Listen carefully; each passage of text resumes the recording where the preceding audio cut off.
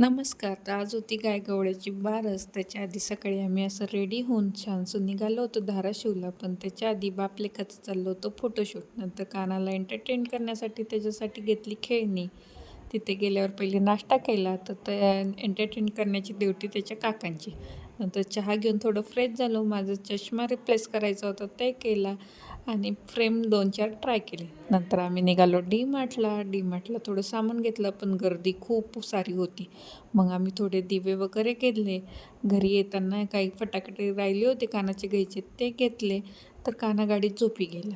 माझं घरून पार्सल आलं होतं. माझे ब्लाऊज आले होते जे मी माहेरी शिवते.